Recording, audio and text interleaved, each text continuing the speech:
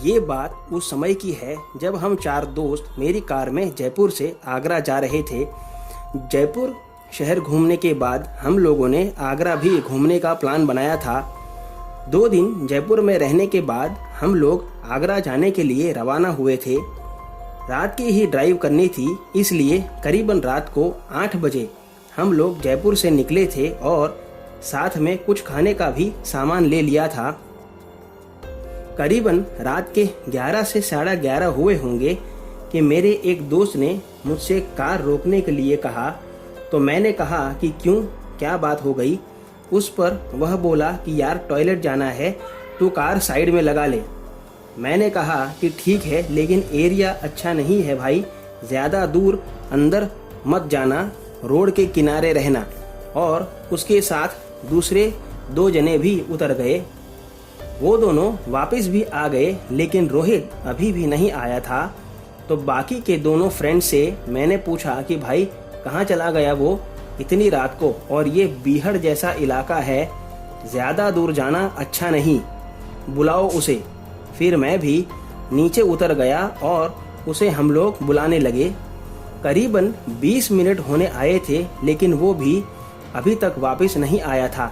हमने उसका फ़ोन लगाया, लेकिन वो लग नहीं रहा था। तभी मेरी नज़र अचानक से रोड के ऑपोजिट साइड पीछे की ओर गई, जहाँ मुझे लगा कि रोहित ही खड़ा है। तो मैंने उसे चिल्ला के बुलाया कि अरे यार, तू वहाँ क्या कर रहा है?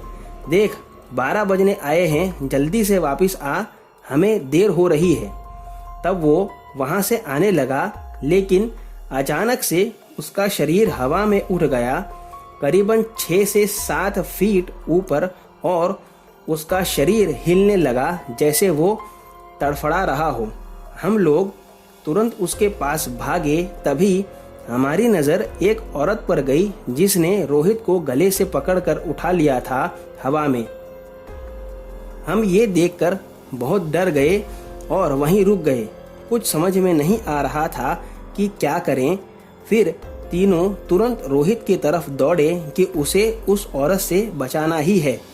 और जैसे जैसे हम उसके करीब पहुंचते, वो और भी ज़्यादा हवा में ऊपर उठता जाता। उसकी आवाज़ निकलना बंद हो गई थी और अब तो उसका शरीर भी हिलना बंद हो गया था। हमने हाथ जोड़कर उस औरत से कहा कि हमारे फ्रेंड को छोड़ दे। तब वो कुछ बुदबुदाने लगी। हमें कुछ समझ नहीं आ रहा था कि वो हमें क्या कह रही है। हमने उसे फिर से कहा कि हमारे दोस्त को छोड़ दे। वो तब भी कुछ बोल रही थी और उसने रोहित को उतनी ऊपर से नीचे छोड़ दिया। रोहित जैसे ही नीचे गिरा, हमने देखा कि वो मर चुका था।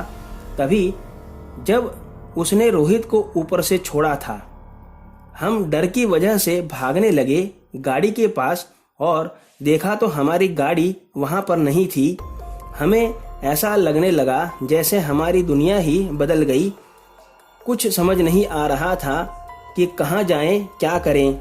उसी वक्त सामने से फ्लैश लाइट पड़ी मेरे चेहरे पर, जो पुलिस की पेट्रोलिंग वैन थी हाईवे की, और उन्होंने गाड़ी रोक के मुझे पकड़ा, क्योंकि मैं रोड के बीचों बीच फेंट हो रहा था और पागलों की तरह चिल्ला रहा था।